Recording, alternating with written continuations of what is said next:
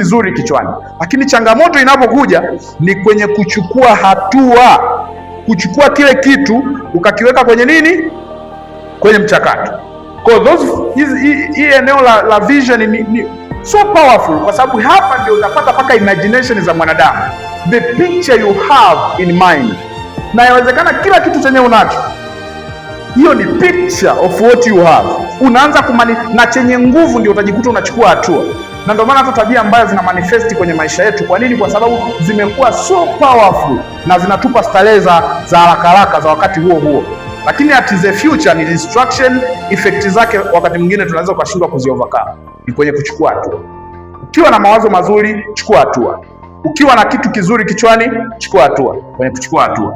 Na eneo la 4 tunasema hapa ndio matokeo, reward inaanza kuonekana. Matokeo kwamba sasa kile kitu ambacho unajua, pia vision, ukiwa na maono, wakati mwingine you are going to face a lot of distractions kutoka kwa watu, a lot of rejection and criticism.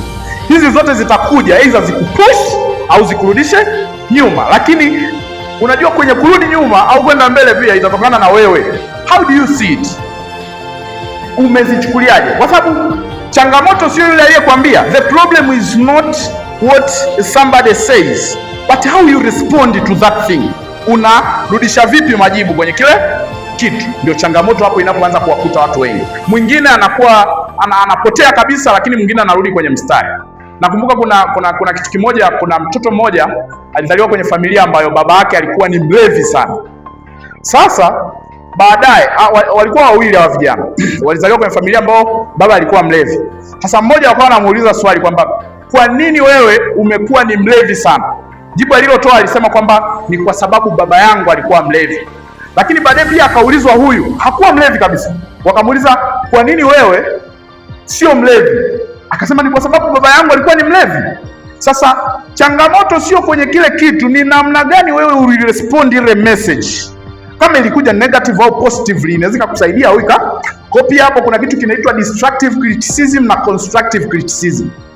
Lazima uzifahamu, kwa sababu unaweza kukutana na mtu ambaye, kwa mfano kama hapa, you can see somebody maybe kuna lugha anaweza kaongea mbaya. Sasa constructive na destructive unaweza kuzigundua vipi? Kuna yule ambaye atakuja hapa anaweza kukwambia maybe atakudistract, lakini kuna yule atakuita pembeni kwamba bwana, au sometimes inatokeaga hata